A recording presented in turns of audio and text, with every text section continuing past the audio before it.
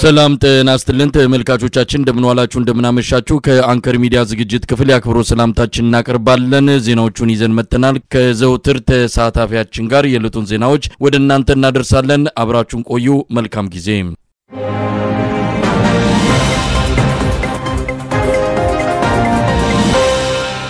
በአማራ ክልል የተጀመረው የህልውና ተጋድሎ በዘመቻ አንድነት ለ45ኛ ቀን መቀጠሉ ታወቀ በጎጃምና በወሎ በበርካታ ቀጠናዎች ከአገዛዙ ጥምር ኃይል ጋር ውጊያዎች መደረጋቸውን ለአንከዲያ በደረሰ መረጃ ላይ ተመልክቷል አራቱም የአማራ ክፍች መጠነ ሰፊ የማጥቃት ዘመቻ የከፈተው የአብይ አህመድ ሰራዊት ክረምቱ ከመግባቱ በፊት የፋኖን ኃይል ለማጥፋት ውሳኔ ላይ መድረሱን ተከትሎ በሰማይ በድሮንና በጦር ጄት በምድር በሜካናይዝድ በታገዘ ኃይል ጥቃት እየፈጸመ ይገኛል የአብይ አህመድ አዲሱ ዘመቻን እየመከተነው በመልሶ ማጥቃት ከፍተኛ ኪሳራ እያደረስንበት እንገኛለን የሚሉት የፋኖ ኃይሎች በትጥቅና ስንቅ በኩል ከፍተኛ አቅርቦት ከአብይ አህመድ ሰራዊት በኩል በምርኮ ማግኘታቸውን ገልጸዋል ከየቀጠናው በደረሰን መረጃ ላይ እንደተመለከተው የአብይ አህመድ አዲሱ እቅድም በከፍተኛ ደረጃ እየተመከተና እየከሸፈ ነው የ45ኛ ቀን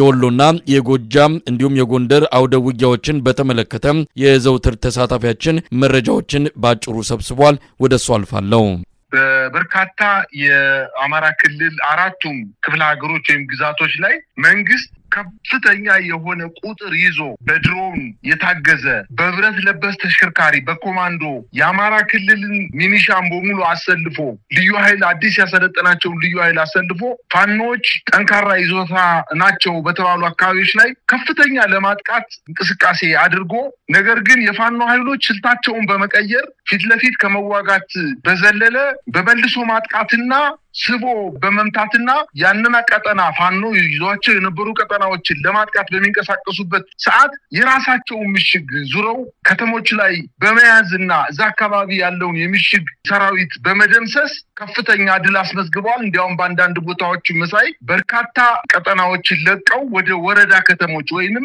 ወደ ዞን ከተሞች በመሰባሰብ ላይ ነው የሚገኙት በአጠቃላይ በዚህ 15 ቀን በተለይ በዋናነት ለማጥቃት በተንቀሳቀሰባቸው አካባቢዎች ምንም ድል ሳያስመዘግብ ብርሃኑ ጁላ እንዳለው መለቃቀም ነው የቀረን ብሎ ያለው ሳይሆን በጣም በበርካታ የውጊያ ቀጠናዎች ላይ ተደምስሶ ተመቶ ወደ ነበረ የከተማ ምሽጉ እንደተመለሰ ነው በርካታ ማሳያዎችን መጥቀስ ይቻላል ለምሳሌ ዛሬ በዳንግላ ከተማ አቅራቢያ በተፈጸመ የደፈጣ ጥቃት በአገዛዝ ጦር ላይ ከባድ ጉዳት ነው የደረሰው የቢትወደድ መንገሻ ጀንበሬ ብርጌድ አንደኛ መብረቁ ሻለቃ ከዳንግላ ከተማ ወደ አዲስ ቅዳም ከተማ በሚወስደው መንገድ ላይ ልዩ ቦታው ኮጉምብሪ ቀበሌ እስከ ጉኒ መስክ በሸፈነው የደፈጣ ውጊያ አንድ የአገዛዙ ፒካፕ ፓትሮልን ጨምሮ ከነጫናቸው የአገዛዙ ሰራዊት አባላት ጋር ሙሉ በሙሉ መደምሰስ ተችሏል በዚህ ውጊያ 15 የሚደርሱ የአገዛዙ ጦር አባላት የሞቱ ሲሆን ቁጥራቸው ለጊዜው ያልታወቁ ኃይሎች ቆስለው ወደ ዳንግላ ከተማ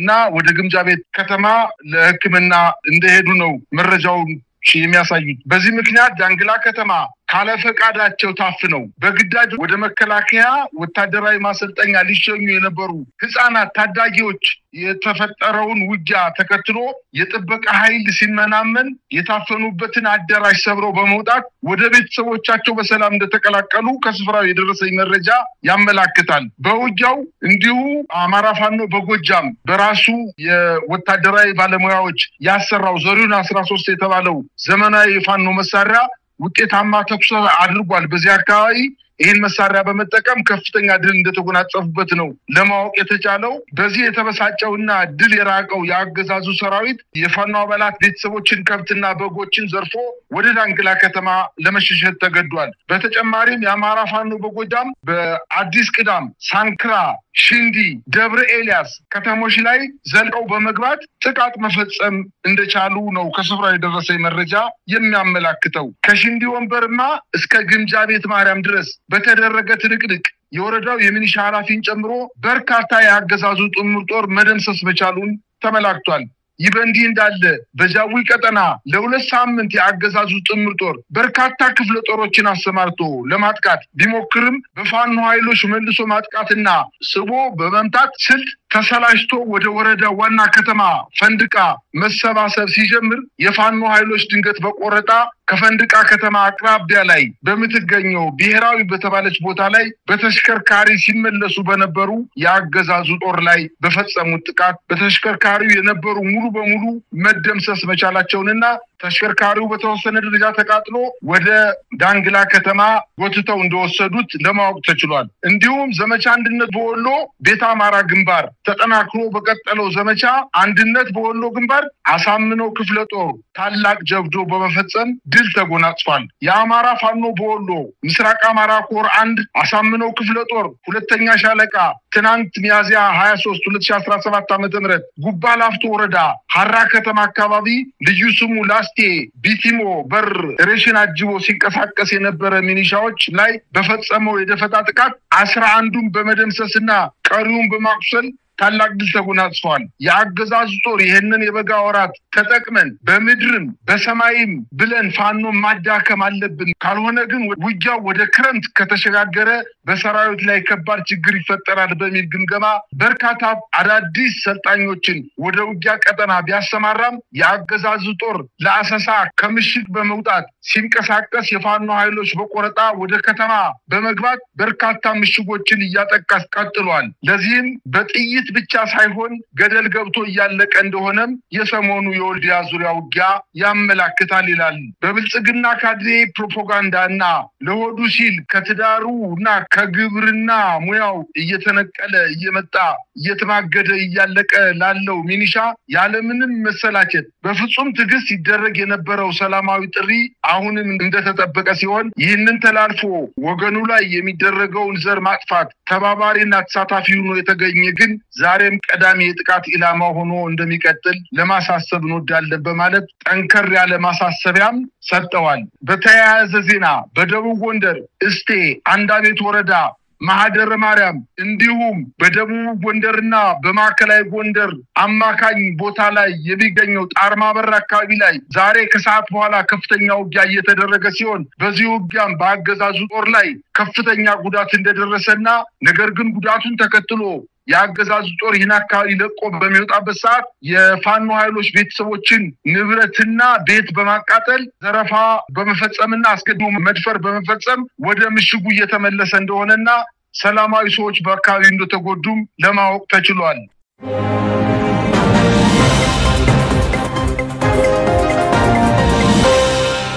የአብይ አህመድ አገዛዝ ጦርነቱን ለመቀጠል የገንዘብ እጥረት እንደገጠመው እየተገለጸ ባለበት በዚህ ወቅት ከፍተኛ የሆነ አስገዳጅ ወታደራዊ ምልመላ እያካሄደ መሆኑ ተገለጸ። እድሜያቸው ለውትድርና ያልደረሱ ህፃናት በአስገዳጅ ሁኔታ ወደ ወታደራዊ ካምፖች እየተጓጓዙ መሆኑንም የደረሰን መረጃ ያመለክታል። ዛሬ በተለያዩ የአማራና የኦሮሚያ አካባቢዎች ተማሪዎች እየታፈሱ መሆናቸው ታውቋል። ከአንድ ቤት 3 የቤተሰብ አባላት በአብይ አህመድ ሚሊሻዎች ታፍሰው እንደተወሰዱም በደረሰን መረጃ ላይ ተመልክቷል። በአዲስ አበባ አፈሳ እንዳለ ይነገራል። በደቡብ ኢትዮጵያ በአንዳንድ አካባቢዎችም በቀበሌ 30 ሰው ለወታደራዊ ስልጠና ሰዎችን እንዲያቀርቡ መመሪያ መተላለፉም ታውቋል። ለሰራዊቱ ቀለብ ማቅረብ ያልቻለው የአብይ አህመድ አገዛዝ በአዋጅ ያልተደነገገ ብሔራዊ ውትድርና በይፋ እያከናወነ እንደሚገኝ ተመልክቷል። በኦሮሚያ የብልጽግና የወረዳና የቀበሌ አመራሮች አዋሽ ወታደራዊ ካምፕ ስልጠና መግባታቸውም ተገልጿል። አፈሳውንና አጠቃላይ ሂደቱን በተመለከተ የዘውትር ተሳታፊያችን መስመር ላይ ሆኖ አስተያየቱና መረጃዎችን ያቀርብልናል። እንግዲህ አፈሳውና አፈናው በተጠናከረ ሁኔታ እየተካሄደ ነው። በየአካባቢው ተማሪዎችን ጨምሮ የጤና ችግር ያለባቸው ሳይቀሩ እየታፈሱ ወደ ተለያዩ ማሰልጠኛ ካምፖች እየተወሰዱ ነው። ምንድነው እየሆነ ያለው? ኢትዮጵያ እቺ ሀገር ሙሉ በሙሉ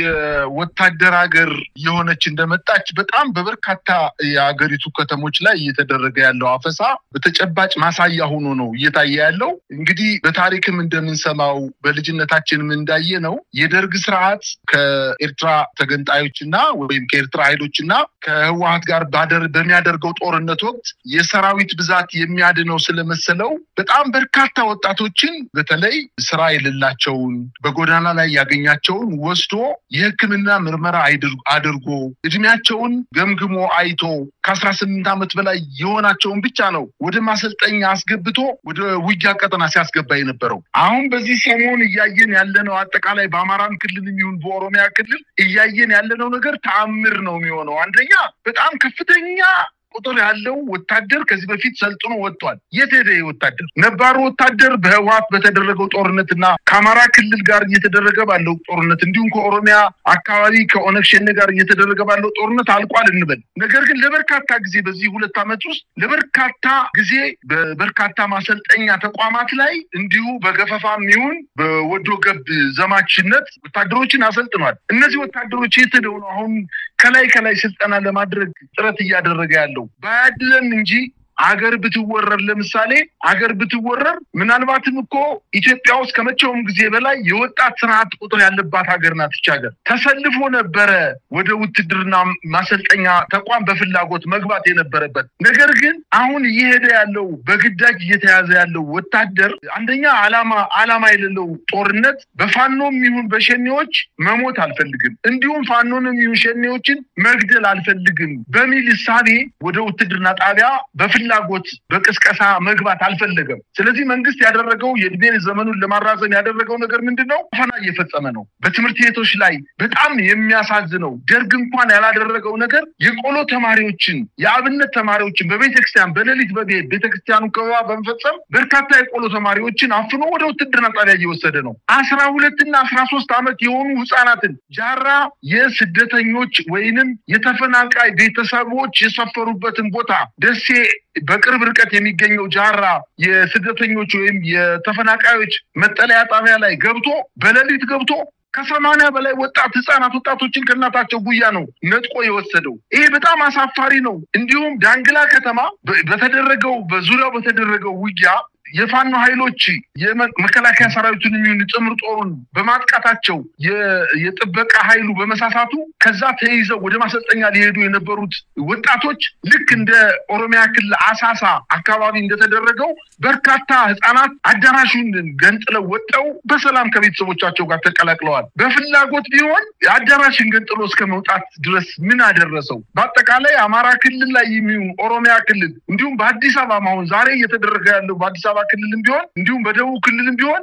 ያለ ፍላጎታቸው እድሜን መሰረት ያላደረገ የ10 እና 12 ዓመት ህፃናትን እያፈነ ወደ ወታደራዊ ማሰልጠኛ እያስገባ ነው። እንግዲህ በዚህ ህይወቱ እድሜ የአገዛዝ ዘመኑ የሚራዘም ከሆነ የምናየው ይሆናል፣ ግን አይመስለኝም። መንግስት በአጠቃላይ በሰራዊት ብዛት ቁጥር ብዛት ህይወቱ የሚራዘም ከሆነ የሚታይ ይሆናል። ነገር ግን ለስርዓቱ የፖለቲካ አመራሮችና በተለይ ደግሞ አማራ ክልል ላሉ ሚኒሻዎች ግን እና ለኦሮሚያ ክልል አስተዳደር ወረዳ የቀበሌ አስተዳደር ግን ይሄ የግዳጅ አፈሳ ግን ከፍተኛ የኢኮኖሚ ምንጭ ሆኗቸው ኪሳቸውን እያደለውበት ነው የሚገኙ። በርካታ የደሃ ልጆች ታፍነው ተይዘው በአዳራሽ ውስጥ ይቆያሉ።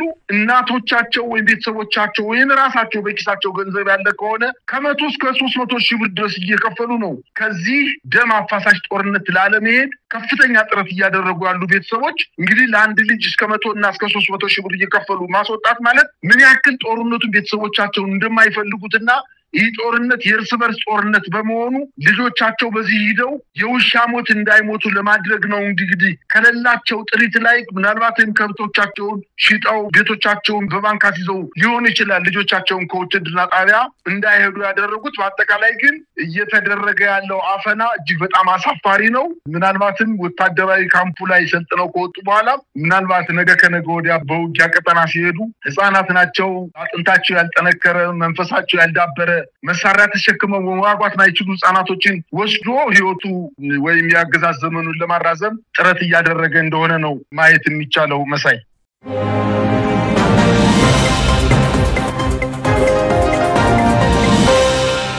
በአዲስ አበባ በአንዳንድ አካባቢዎች መደበኛ መከላከያና የሪፐብሊካን ሰራዊት አባላት በብዛት የሚታዩበት ሁኔታ ነዋሪውን ግራ እንዳጋባው ተገለጸ። የመንግስትና የግል ባንኮች በፌደራል ፖሊስ ጥበቃ ሊደረግላቸው መታቀዱንም ያገኘነው መረጃ ያመለክታል። በቦሌ አውሮፕላን ማረፊያ በመከላከያ ሚኒስቴር እንዲሁም በአንዳንድ የፌደራል የጸጥታ ተቋማት ህንጻዎች አካባቢ ቆጥረው ለየት ያለ ወታደራዊ እንቅስቃሴ እንቅስቃሴ እንደሚታይ የገለጹት የአንከር ሚዲያ ምንጮች ምክንያቱ በግልጽ እንደማይታወቅ ይናገራሉ።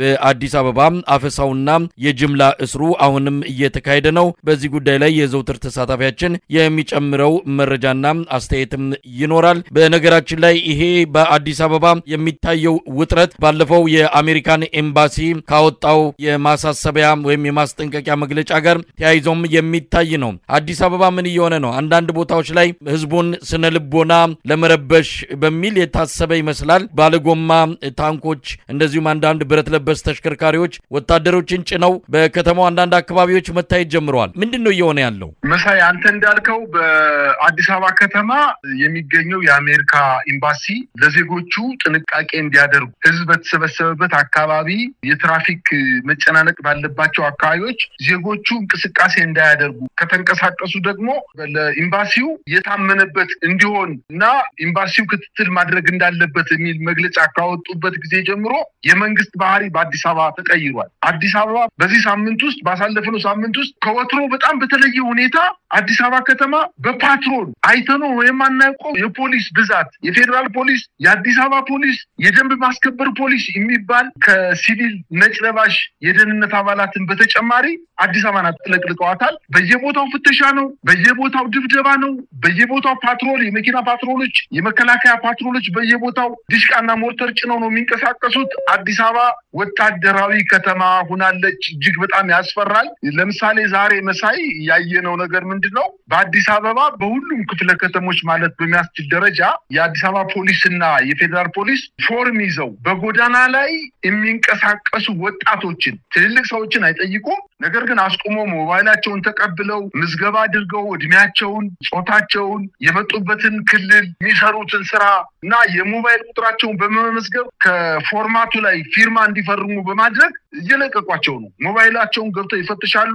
ኢንተርቪው ያደርጓቸዋል፣ ፎርሙን ያስሞላቸውና ይለቋቸዋል። ምናልባት እያደረጉበት ያለው ዋነኛ ምክንያት ዳታ የመሰብሰብ ስራ ነው ብዬ አላምንም። ምናልባት አፈሳው በህዝብ ዘንድ እንዳይታወቅ ለማድረግ እነዚህ ሰዎች በአንድ ቀን ሙሉ አካባቢው ላይ ፖሊስ ተበትኖ ወጣቶችን ከመዘገበ በኋላ ለፖሊስ ለስልጠና ትፈልጋላችሁ ወይንም በሰላም ጉዳይ ላይ እንወያይ ብሎ ሰሌክቲቭሊ ወይንም መርጦ ከጠራቸው በኋላ እነዚህ ሰዎች አፍኖ በአንድ ጊዜ ወደ ወታደራዊ ማሰልጠኛ ጣቢያ ለመውሰድ እንደሆነ ነው የብዙዎች ስጋት እየሆነ የመጣው። በአጠቃላይ አዲስ አበባ ከፍተኛ ፍርሃት አለ። እንዲሁ ዛሬ በአዲስ አበባ ከተማ የመንግስት አንድ ደንብና መመሪያ ወጥቷል። ሁሉም በአዲስ አበባ ከተማ የሚገኙ ሁሉም ባንኮች የግልም ይሁን የመንግስት ባንኮች ሙሉ በሙሉ ማለት በሚያስችል ደረጃ ልዩ ኃይል ተቋቁሞላቸው ከፌደራል ፖሊስ ልዩ ኃይል ተቋቁሞላቸው የራሱ ባንኮች ከቀጠሯቸው ጥበቃ መሳሪያ ይዘው ከሚጠብቋቸው የጥበቃ ሰራተኞች በተጨማሪ በርካታ የፌደራል ፖሊስ አባላት ባንኮችን እንዲጠብቁ ለማድረግ እንቅስቃሴ እንደተጀመረ ነው የሚታየው። ዛሬም እንዲሁ አንተ እንዳልከው ኤርፖርት አካባቢ በተለይ በቪአይፒ መውጫ አካባቢ ወትሮ በጣም በተለየ ሁኔታ የፌደራል ፖሊስ እና የመከላከያ አባላት ብረት ለበስ ተሽከርካሪዎችን፣ ባለጎማ ታንክን፣ ሞርተሮችን፣ ዲሽቃዎችን በፓትሮል በመጫን ስናይፐሮችን በፓትሮል በመጫን እጅግ በጣም በርካታ ሰራዊት እዛ አካባቢ አሰማርቶ ከታቦት ማደሪያው እስከ አዲሱ ድልድይ ድረስ ማለት በሚያስችል ደረጃ በሺዎች የሚቆጠሩ የመከላከያ ሰራዊት አባላት መንገዱን ዘግተው በመንገዱ ላይ ራሳቸው ሞልተው እዛ አካባቢ የሚንቀሳቀሱ ሲቪሊያንን ከዛ አካባቢ ገሸሽ እንዲሉ እጅግ በጣም በሚያስፈራ ሁኔታ መሳሪያቸውን ወደ ሲቪሎች በመደቀንና በማሯሯጥ ቦታውን ክሊር ካደረጉት በኋላ ምን እንደሚያመጡና ምን ወደ ኤርፖርት እንደሚወስዱ በማናውቀው ደረጃ ነው እንቅስቃሴ እየተደረገ ያለው። ምናልባት አሁን ከጅቡቲ ጋር ከሌሎች ከጎረቤት ሀገሮችም ጋር ምናልባት ኤርትራ ከዚህ በፊት በመርከብ ጭና ያመጣችው የኢትዮጵያን የጦር መሳሪያ በመውረሷ ምክንያት በመርከብ ማምጣት የደህንነት ስጋት ይፈጠርብኛል ብለው ስላሰቡ እና በድብቅ በካርጎ አውሮፕላን የተተኳሾችን ይሁን ሌሎችን የወታደራዊ ቁሳቁሶችን በማስገባት ላይ ሊሆኑ እንደሚችሉ ነው የብዙዎች ግምት የሆነው። ምናልባት ግለሰብን ለማጀብ ጠቅላይ ሚኒስትርን ለማጀብ ወይንም ሌላ ነገር ለማድረግ ሲቪል ኤርፖርቱን ለመጠበቅ በማይመስል ደረጃ ከዚህ በፊት አይተነው በማናውቀው ሁኔታ በሺዎች የሚቆጠሩ ወታደሮችን ያሰማራበት ይሄ በድብቅ የሚመጣ መሳሪያን ህዝቡ እንዳያየው ለማድረግ ታሳቢ ያደረገ ሊሆን እንደሚችል ነው ብዙዎች ግምታቸውን የሰጡት። በአጠቃላይ ዛሬ ኤርፖርት አካባቢ የተከሰተው የተጋነነና ህዝብን የሚያስደነግጥና የሚያስፈራ ይሁን እንጂ ከዚህ በፊት በዚህ 2-3 ሳምንታት ውስጥ ተመሳሳይ ኩነቶች በተለያዩ ቦታዎች በጦር ኃይሎች አካባቢ እንዲሁም በቤተ መንግስት አካባቢ እና በሌሎችም የአዲስ አበባ ከተማ ላይ በድንገት በርካታ ፓትሮሎች ይመጣሉ፣ ወታደሮች ይወርዳሉ፣ ወዳውኑ አካባቢውን ከሲቪሊያን ያጸዳሉ። ይሄንን ትብብር የማያደርግ ሰው ይደበድቡና በፓትሮል ጭነው ይወስዳሉ። ጭንቅና ስቃይ ላይ ነች አዲስ አበባ በዚህ ሰዓት ያለችበት ሁኔታ በጣም ከፍተኛ ስቃይ ላይ እንደሆነች ነው ዜጎቿ እየተናገሩ የሚገኙት።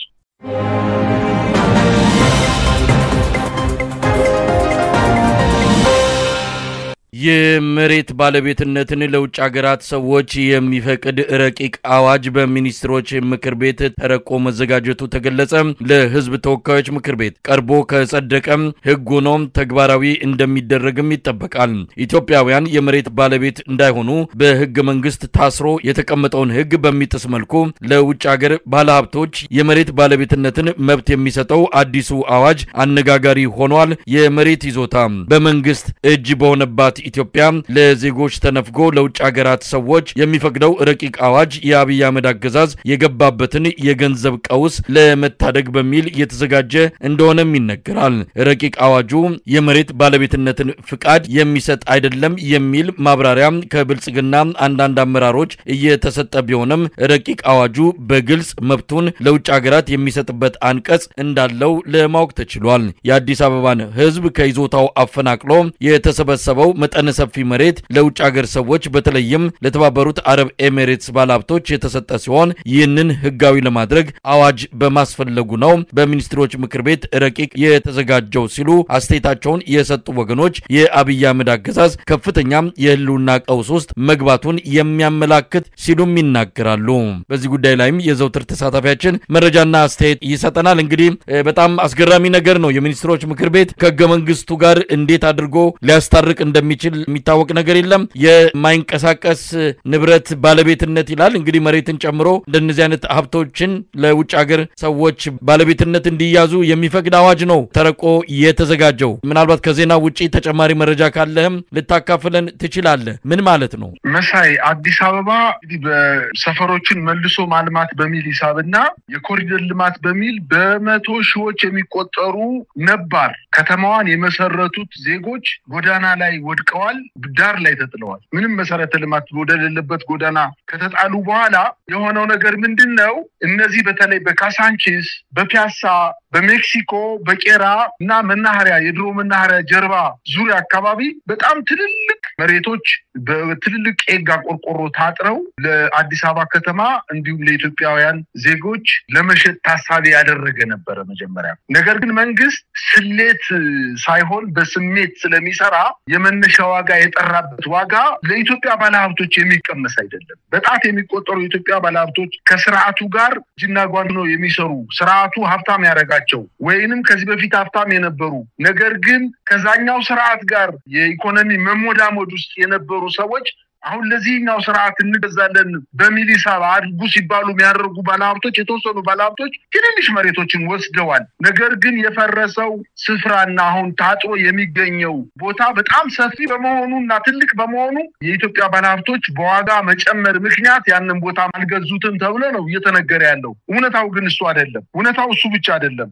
አንደኛ እነዚህ ቦታዎች የደም መሬቶች ናቸው። በጣም በርካታ ግፍ የተፈጸሙባቸው በመሆኑና የፋኖ ኃይሎችን በአዲስ አበባ ከተማ ብቻ ሳይሆን አሁን የኮሪደር ልማት እያደረጉ ባሉ 58 ከተሞች ላይም ማሳሰቢያ ሰጥቷል። እነዚህ ቦታዎች ነባር ህዝቦችን አፈናቅላችሁ መሬት ገዝታችሁ ግንባታ ልታካሂዱ የምትፈልጉ ባለሀብቶች ነገ ውርድ ራሴ ብለው የፋኖ ኃይሎች መግለጫ ወጥተዋል። ምናልባትም ነገ ከነገ ወዲያ ይመጣው አይታወቅምና ገንዘባችንን ይዘን እንቀመጥ በማለት የኢትዮጵያ ባለሀብቶች በዚህ ኮሪደር ልማት ቦታ የመግዛት ፍላጎታቸው ቀንሶ ታይቷል። እና ሌላው ደግሞ ይሄንን ምክንያት ተጠቅሞ መንግስት ለውጭ ሀገር ባለሀብቶች ጥሪ አቅርቧል። እቺ ሀገር ሰላም አይደለችም፣ የውጭ ሀገር ባለሀብቶች መምጣት አይችሉም። በተለይ ምዕራባውያን የሚሆኑ ሌሎች የኢትዮጵያን ፖለቲካ ጠንቅቀው የሚያውቁ የውጭ ሀገር ባለሀብቶች ወደ ኢትዮጵያ ሊመጡ አይችሉም። ስለዚህ እቺን ሀገር እያተራመሰች ያለች አንዲት ሀገር አለች። እሷም የተባበሩት አረብ ኤሚሬት ናት። በምስራቅ አፍሪካ ላይ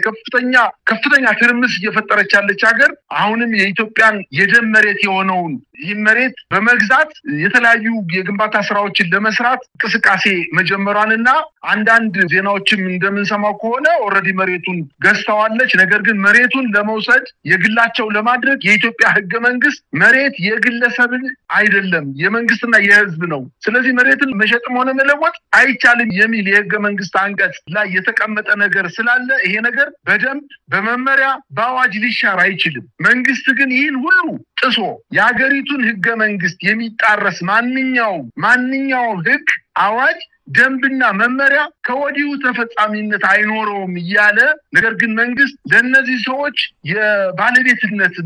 የመሬት ባለቤትነትን ለመስጠት የሀገሪቱን ህገ መንግስት ህግ አይደለም የሀገሪቱን ህገ መንግስት ጥሶ መሬቱን ለተባበሩት አረብ ኤሚሬት ባለሀብቶች ለመሸጥ መመሪያና ደንብና ህግ እያረቀቀ እንደሆነና ይህን ማጠናቆ ወደ ርክክብ ሊሄድ እንደሚችል ነው እየደረሰን ያለው መረጃ የሚያመለክተው። በአጠቃላይ አዲስ አበባ ከተማ ብቻ ሳይሆን በተለያዩ የአገሪቱ ከተሞች ላይ የባለሀብቶችን በተለይ በዋናነት የተባበሩት አረብ ኤሚሬትን እቺን ሀገር ሙሉ በሙሉ ሽጦ የወታደራዊ ቁሳቁስ እጥረቱንና ፍጆታውን ለማሟላት እቺ ሀገር ብቻ ቀድማ ስለተገኘች ከሷ ጋር ተባብሮ ሀገሪቱን ወደ ማፍረስ እየሄደ እንደሆነ ነው ማየት የሚቻለው።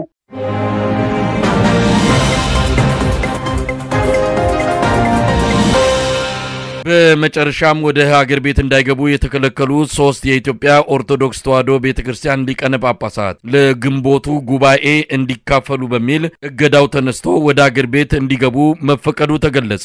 የአብይ አህመድ አገዛዝ ከቦሌ አውሮፕላን ማረፊያ የመለሳቸው የቅዱስ ሲኖዶሱ ዋና ጸሐፊ ብፁዕ አቡነ ጴጥሮስን ጨምሮ ብፁዕ አቡነ ቴዎፍሎስ፣ ብፁዕ አቡነ ያዕቆብ በአብይ አህመድ አገዛዝ የተጣለባቸውን እገዳ ተነስቶ ወደ ሀገር ቤት እንዲገቡ መፈቀዱን የአገዛዙ ኮሚኒኬሽን ጽፈት ቤት ዛሬ አስታውቋል። በግንቦቱ የቅዱስ ሲኖዶሱ ጉባኤ የጠቅላይ ቤተ ክህነት ስራ አስኪያጅና የቅዱስ ሲኖዶሱ ዋና ጸሐፊ ቁልፍ ቦታዎች በአዲስ ተሿሚዎች እንደሚተኩ ይጠበቃል። በቅርቡ በወንጪ በተካሄደ ጉባኤ የአብይ አህመድ ደጋፊ የሆኑ ጳጳሳት ቦታዎቹን እንዲይዙት ዝግጅቱ የተጠናቀቀ ሲሆን በቤተ ክርስቲያኒቱ ሕግና ስርዓት የተደረገ የስልጣን ሽግግር ነው በሚል የሚሰጥ እቅድ ተፈጻሚ እንደሚሆን ነው ያገኘነው መረጃ የሚያመለክተው። የእገዳው የተነሳላቸው አባቶች በቅርቡ ወደ ሀገር ቤት እንደሚሄዱም አንከር ሚዲያ ማረጋገጫ አግኝቷል። ይህም በተመለከተም ከዘውትር ተሳታፊያችን ጋር አጠር ያለ ቆይታ እናደርጋለን። እንግዲህ 3ቱ አባቶች ምናልባትም ብፁዕ አቡነ ሉቃስ በፍርድ ቤት ውሳኔ ስለተሰጠባቸው እሳቸውን የተመለከተ ምንም የተባለ ነገር የለም። የአገዛዙ ኮሚኒኬሽን ጽፈት ቤት ዛሬ እንዳስታወቀው መንግስት ቤተክርስቲያኒቱ ያላትን ታሪካዊ ድርሻና ከቅዱስ ሲኖዶሱ የቀረበውን ጥያቄ መነሻ በማድረግ 3ቱ አባቶች ወደ ሀገር ቤት እንዲገቡ ነው የገለጸው። እንዲህ አይነቱ ነገር በጣም አስገራሚ ነው። ለማንኛውም ምን ማለት ይቻላል? የርክበ ካህናት ጉባኤ ይካሄዳል። ይህ ጉባኤ በዋናነት የአብይ አህመድ ጳጳሳትን ሹመት ለመስጠት የታቀደ እንደሆነ ነው የሰማነው። እንግዲህ በአባቶች ጥንካሬ ነገሩ ይቀለበሳል። አብረን የምናየው ይሆናል። ምን ማለት ይቻላል? ዶሮን ሲያታልሏት በመጫኛ ጣሏት ይባላል። ይህ ስርዓት የኢትዮጵያን ሕዝብ እና የኢትዮጵያ ኦርቶዶክስ ቤተክርስቲያን ምዕመናንን ጳጳሳትን የማሰብ አቅም የሚፈታተን መግለጫ ነው ያወጣው። እውነት ለመናገር አንደኛ ከዚህ በፊት አንዳንድ ወገኖች በፈጠሩት ችግር የተነሳ መሳተፍ ላልቻሉ 3 አባላቶች ሁኔታው ተመቻችቶላቸዋል ይላል። አንዳንድ ወገኖች እነማን ናቸው? ከመንግስት ውጪ ይህንን ጉዳይ የሚከለክል ኃይል ማን ነበረ? በግልጽ እኮ ነው። በግልጽ እነዚህ ጳጳሳት ወደ ሀገር ቤት እንዳይመጡ አንዳንዶቹም ኢትዮጵያ ውስጥ ከመጡ በኋላ አዲስ አበባ ኤርፖርት ከደረሱ በኋላ እግራቸው መሬት ሳይረግጥ መልሰው ነው የሰደዷቸው እኮ።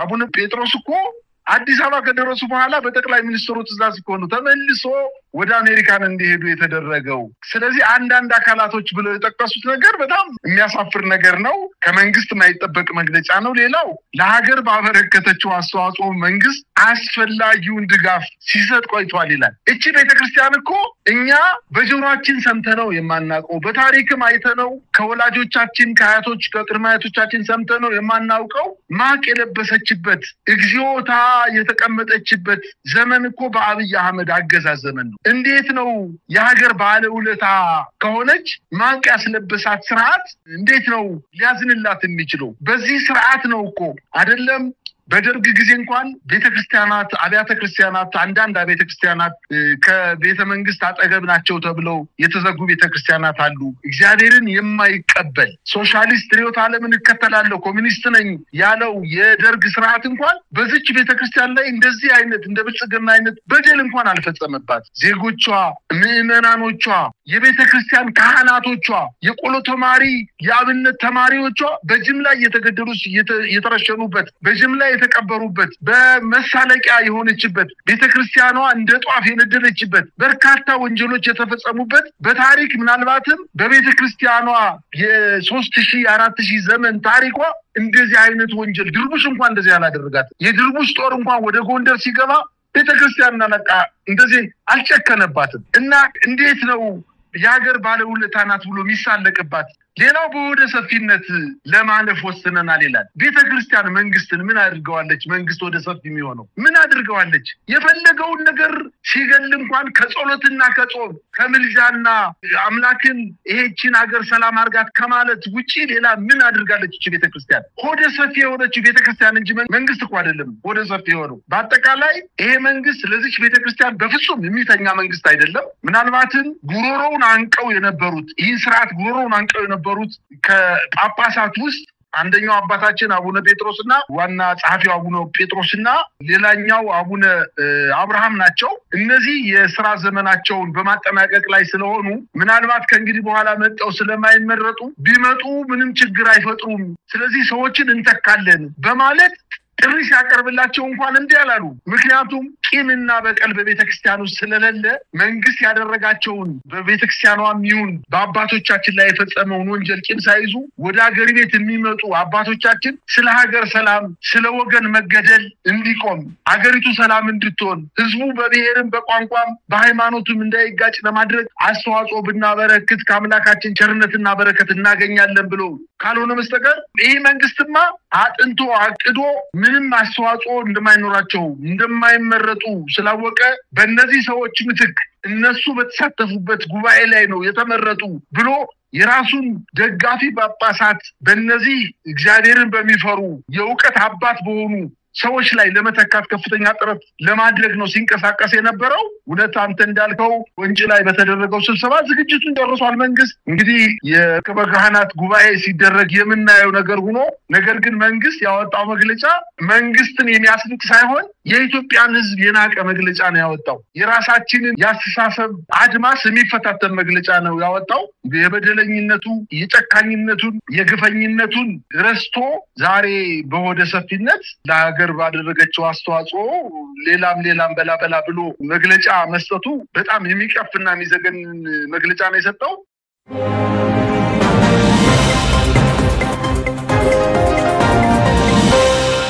ነው ብዬ መውሰድ ይችላል። መሳይ ተመልካቾቻችን ዜናዎቹ እነዚህ ነበሩ። አብራችሁን ስለቆያችሁ ከልብ እናመሰግናለን። ከተሳታፊያችን ጋር በመሆን የምሰናበታችሁ መሳይ